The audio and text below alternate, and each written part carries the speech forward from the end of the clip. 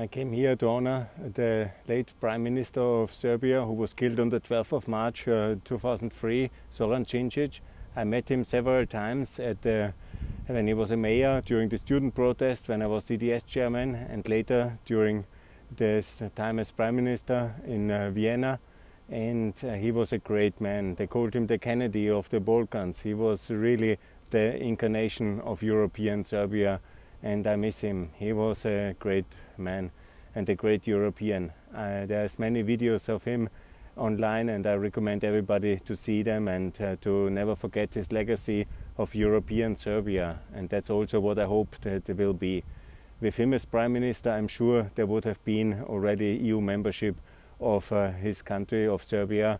He really was ready to reform this country towards a European member state and do what was necessary, and also recognize Kosovo and make peace with Bosnia and integrate this country.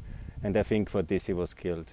Now in 2022, under the light of what's happening and the Russian brutality, aggression war in Mariupol, and all I know what I learned in Ukraine about the way the Russians kill their political enemies, I'm now convinced that also his murder was directly a political murder, directed and orchestrated, at least nodded off from Russia, from Putin or Patrushev. I don't know who was ultimately the responsible, but these people who were convicted, they were basically just the people who pulled the trigger.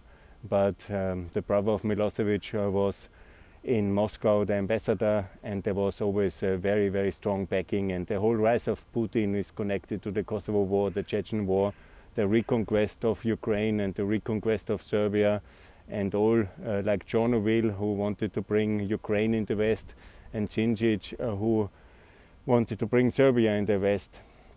They had to be killed.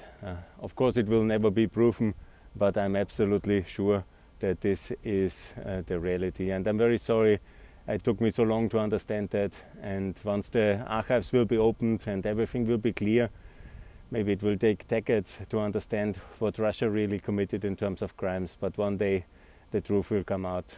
And yes, I think the legacy of him should be the integration of Serbia in the European Union. And that's what I will promise, I will fight for, I will work for very, very intensively in the next years to bring European Serbia into the European Union. This is what I pledge here at the grave of Zoran Djindjic.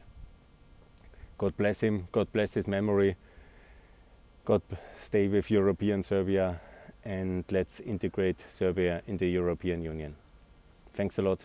Bye, here from Belgrade.